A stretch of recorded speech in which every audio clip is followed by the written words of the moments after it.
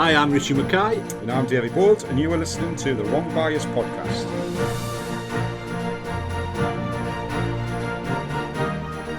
With the sport in lockdown, Davey catches up with the BDA's development manager, George Babalev.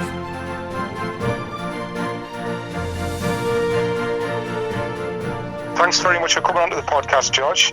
No worries. You were supposed to be on a previous podcast, but obviously with the coronavirus issues at the time, we didn't feel it was the best time. But I think now we're sort of right in what you would class as the heart of the situation now. Outdoor season is just about to start, or what should have started, and the indoor season is just finishing. So I thought it was a great opportunity for you to come on, a bit of advice that you can provide to clubs, what we can actually do. Just give an understanding first, George, about what the Bulls Development Alliance is all about and what we do. Yeah, so the very technical kind of term is that we're an umbrella organisation working together with the NGBs for flat green bowls, and our focus is on kind of helping the grassroots of the sport grow and survive and sustain their membership, if that makes sense. So it's a lot about helping clubs recruit new members, sustain their current members, so that they can at least keep the same levels of membership or increase their membership in future years. A lot of it as well of what we do is linked to governance and things like safeguarding, inclusion, and just helping the sport as a whole progress and move along, kind of modernize itself, if that makes sense. Yeah, absolutely. And obviously, this would have been a really, really key time for us now, the start of the outdoor season. We would have been potentially looking to do a lot of work with clubs. So there's no doubt whatsoever, a lot of clubs are reliant on income throughout the season through green fees. It's only a short season, so we're only looking at around about 5 months. So income from maybe bars or from green fees, etc. So with the current situation, I know there'll be a lot of clubs that are worrying out there at the moment. Could you just give us a little bit of an idea as to what financial support is available to clubs at the moment, George? Yes, so there is financial support available, and it varies. So I guess let's start. The first option is for clubs to check if they're eligible for a government grant. Now, the way the government grants work, they're only for businesses in the leisure sector, in our case, that pay business rates. And those business rates are of rateable value of less than £51,000. And usually, if you do meet that criteria, you will be eligible for grants between £10,000 and £25,000 per property. So that fits in really well with indoor clubs or bigger outdoor clubs that are paying business rates and could be eligible. If the business rate's under 15,000 a year, you will receive £10,000, and if it's between 15,000 and 51,000, you will receive £25,000. The way it works is that local authorities are supposed to be identifying those businesses in their areas that meet those criteria, and it is their job to approach business and work with them to basically finalize the grant and get the money. We've seen that in certain areas this has already happened, and there are certain indoor clubs around the country that have already received money from the government. Problem is that not every local authority is as quick to act. What we advise clubs is to get in touch with their local authority and check if they're eligible. That's the first thing. And then obviously if they're eligible, then they need to check with their local authority how they can get that money. An important caveat is that a lot of clubs are part of bigger leisure complexes or sports recreational centres or whatever, and the club itself might not be big enough to pay business rates. They might not be eligible themselves, but the actual recreational complex might be as well. So if bowls clubs are part of a bigger structure, again, really important to contact the management committee of the recreational centre, check if they are eligible and if they have been in touch with their local authority. So this, in terms of applying for that funding, it should be straightforward. It should be just a matter of contacting the local authority and asking them to help them and go through the procedures with the club. So that's one option. Obviously, a lot of clubs, especially outdoor clubs and the smaller outdoor clubs, they're not paying business rates. They might not even own any facilities, and yet they might be on the brink of financial collapse because of potentially the whole season not taking place and them not getting any revenue. So if they're not eligible for any of the government grants, the alternative for them is to apply for the Sport England Community Emergency Fund. This fund is helping clubs that are eligible for the government grants to cover any costs that might still have to be paid even though the season is not taking place. So things like rent or lease, any utility costs, bills, other similar expenditure, insurances, facility or equipment hire, any core staffing costs that are not covered by the government furlough scheme, and any retrospective losses dating from the 1st of March 2020. So any such costs between the 1st of March 2020 and the end of July 2020, you are able to kind of apply so that you can get reimbursed for that. And the amount that you're able to apply for is between £300 and £10,000. And the way you apply is you go to the Sport England website. You can just Google Sport England Community Emergency Fund. It will take you straight to their website and you apply through their website. It's a pretty straightforward application. A lot of it is just giving basic details about your club, where you are, type of club, address, and so on and so forth. And then the other key thing that you need to do is probably need to work your treasurer to just calculate all the costs and categorize them and do a full kind of audit, if that makes sense. So don't just ask for, we need £8,000. You need to justify why you need that much money. So you need to kind of really go down the route of kind of, we will be paying that much for rent. Our utility bills last summer were that much, so therefore we expect this summer to be that much. We'll have to pay that much insurance, and so on and so forth. Obviously, that might not be the easiest thing, potentially, because there's a lot of unknowns. No one knows how long this will take, the coronavirus outbreak. So Sport England are happy for you to work on a worst case scenario, but as long as everything is justified in your application, that hopefully should be able to kind of plug any gaps that government funding is not covering. What Sport England has been saying is they're trying their best to get back to clubs that have applied as soon as possible. It's a very competitive grant.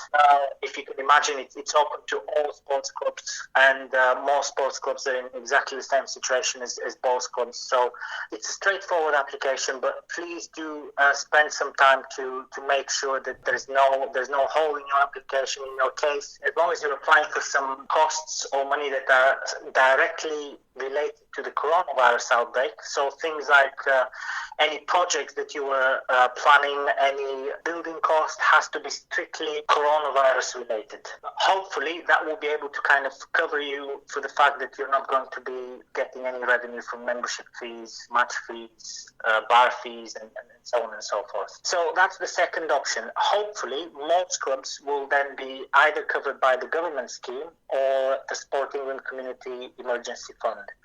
There are other alternatives potentially depending on where your club is based. I know certain community foundations, so every county has their community foundation, and some of them are offering some grants to help towards dealing with COVID-19.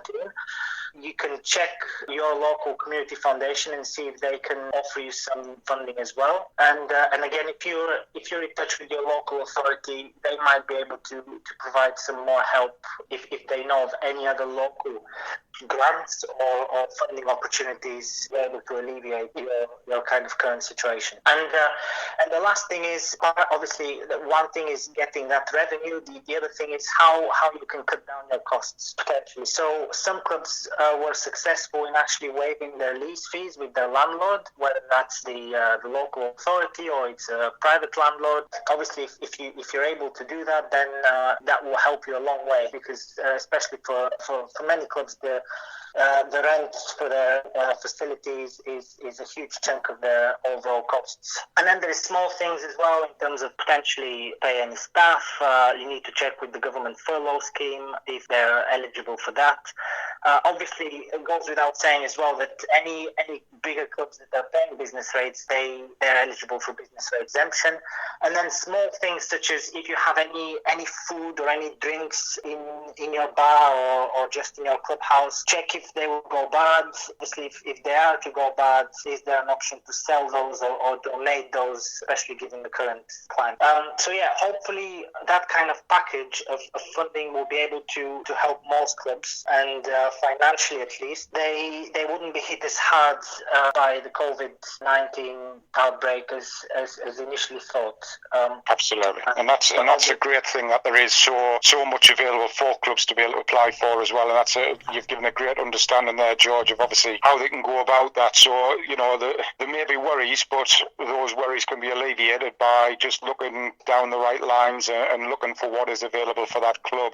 So there's two main things for me from clubs' point of view. I would have said the first biggest concern has been people have just said, what are we going to do for the next 3 or 4 months? They love the balls, they can't get on the bowling green. Then obviously when it boils down to the clubs start to think, well, finance wise, are we going to be able to survive? So we've given an understanding on that. Is there any other challenges that you can sort of give an understanding, which I'm sure there's a lot of clubs are thinking about or have talked about, and what they are and what can actually be done with those? So the first thing that we always say is try and keep in touch with your members as much as possible. Don't know how long this will take, especially considering the fact that people will have to stay at home. The level of physical activity will decrease significantly, and keeping fit and active is also incredibly important, because a lot of clubs have members that are already considering kind of making that switch from being a full member to a social member because of age and because their game is deteriorating. And if they don't do any physical activity in the next few months, then you can imagine how easily when they return to the green, they'll suddenly find out that they can no longer send long jacks and long balls. They'll struggle bending and so on, and that process will really accelerate. And clubs obviously don't want that to happen. Let's not forget the personal health aspect of this. It's really, really vital to try and do as much exercise on a daily basis at home. There's plenty of ideas and plenty of help and advice out there. If the first thing that clubs and their members can look at is the Stay in Workout campaign. Again, this is something driven by Sport England, and we're all involved with this. And if someone just posts on Google Stay in Workout or join the movement, and they will go to Sport England's website, and there will be a lot of videos and ideas of how you can do exercise at home, and it's geared towards any age category. So it's obviously has some light to moderate activity, and then obviously some vigorous activity for anyone who's younger and in a better physical shape at the moment. So that's absolutely key. And then a lot of outdoor clubs who are due to collect their membership fees at about this time are just wondering what to do. Should we charge them 100%? Should we give our members a free year, or anything in between? What should we do? And it's really a tough one, because nobody knows when we'll start bowling. So until you know that, you can't make a definitive decision on how much you charge people. And again, it's very individual, because you have certain outdoor clubs that have a really good clubhouse. They have year-long activities, including short mat over the winter and different social activities. So they have a better case to kind of go to their members and say, we'll charge you 100% or near 100%. What we say to clubs at the moment is you can encourage your members to donate their membership fees so that they can support the club financially, especially considering the fact that many clubs are in a very, very difficult financial situation. But clubs also need to realize that certain people are also in a very difficult financial situation, and they can't put too much pressure on them. If they do so, they might lose it, and then even financially, they might then not be able to get any membership fees from that person in the future. So it's not necessarily the best decision. A lot of clubs, what they're doing is they are asking members to donate as much as they can, and for the rest of the membership, they're just saying let's wait and see how long this situation is going to last, and then when we know how much we can play this year, we will decide whether charge you £20 or £30 or £40, or whether you can also, for example, pay your full membership, but that will be extended to next year as well. So these are different kind of bits of advice potentially for clubs to do. Obviously, there's no simple solution that will meet every club's needs, just because clubs are different, and we don't know how long we'll be in lockdown. So yeah, these are mostly the issues, and for clubs that were in big jeopardy anyway, clubs that have between 20 and 30 members, this situation is probably happening at the worst possible time. Yeah, and it's, again, George, that's a fantastic update of some of the things that we're hearing on a regular daily basis from clubs with their concerns, and just giving an understanding as to, again, how you can do things or look after things in this interim period, just to make sure that the club is in the best possible shape for when we are given the green light and we can start to play again. I mean, obviously, once these restrictions are lifted, we would hope, I don't think there is any real excuse why clubs shouldn't be absolutely banging the door down with ideas, with plans in place, and with everything administrative-wise should be up to date. This time should be used, ideally, where people are sitting in the house and are saying, I've got nothing to do, I'm bored, what can I do with my time? You know, this is an ideal time now for members to get in touch with the committee, ask them for anything that needs doing, or the committee to just make sure that everything is in place. Is there anything else that you would particularly suggest that clubs need to be fully prepared for when the doors do open again?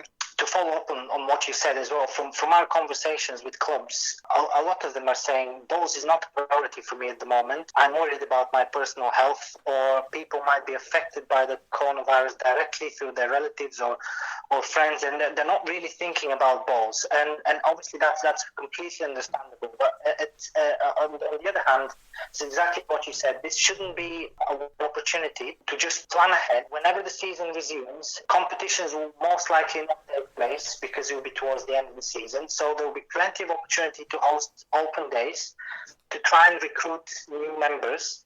And as you said, people can, from their homes, they can design posters, they can contact certain organizations or agencies to advertise there, whether it's newspapers, whether it's local groups and organizations. So you can actually prepare way in advance so that when the season opens, you wouldn't need that 1 month to be able to properly advertise an open day. And the sooner you organize an open day after the lockdown is lifted, better chances you have to get as many people as possible who are stuck at home or have been stuck at home for months. They really want to do some exercise, to socialize and so on. The sooner you have an open day, the more likely it is for those people to want to visit your club and just try something new. So it's an enormous opportunity. We know very well that one of the biggest challenges of the sport at the moment, coronavirus or not, is recruiting new members and increasing the membership. So if in those next few weeks or months there is no competition, there is no administration, there is nothing to do, a good thing for the committee of every board to think about is how can we advertise an open day? How can we prepare for an open day as soon as the measures are lifted? But also let's reflect and decide how we can change the way the club is managed. How can we change our activities? How can we change what we currently do so that we are able to be more inclusive and more people interested in joining our club? A lot of clubs are saying only a certain people want to join our club. How can we get younger people? How can we get more women? And so on and so forth. Think about what your club is offering those different groups and how you can change and offer something new and something different so that it's more appealing for such groups to play the sport. Because everyone is correct when saying bowls is not just an exclusive sport for older people, but how can we make sure that younger people are actually playing the sport? And if clubs are wondering what can they do, what new things they can add, they can get in touch with us and we can have a conversation with them and we can give them some ideas. Anything related to the financial support or anything said today, people can get in touch with us on clubdevelopment@playballs.org and we'll be happy to help. Fantastic, George. And we will put a link onto that when we obviously broadcast the podcast as well. So the links will be on there. So, George, that's been fantastic. You've given a really in-depth explanation of what can be done to help clubs in this current circumstance. And we keep saying it, there's not really any excuses. Yes, we appreciate that there is other concerns apart from balls. But, you know, I think what we sort of mean by that is that further down the line in 3-4 months' time, clubs can't look back now and turn around and say, well, we lost our club because of the coronavirus, because we would hope that, you know, unless it's due to membership decline that just can't be replaced, or that there has been significant finance in place that has to be paid and the club just hasn't been able to afford to be able to do that, which we're hoping is going to be an absolute minimum, then everything is there and everything is in place for clubs to be able to help themselves and be able to get assistance where required as well. So we would hope that by the time, if we do get a month of this season or a little bit longer, or for the next indoor season and the following outdoor season, that clubs should be in prime position to actually kick on and continue to recruit and grow their clubs in the period ahead as well. So thanks again, George. Really appreciate your time and thanks for coming on, and I'm sure everybody will take a lot from what you've said, and hopefully if anybody has any concerns or they haven't thought about some of the things that have been discussed, then they will go away and reflect on that and do something about it. Brilliant. Well, thank you very much, Dave, for giving me the opportunity to speak, and not a problem. I wish you all the best and take care. Thanks very much, George. Really appreciate it. Thanks again. No worries. Speak soon. Take care. Bye now. Bye-bye.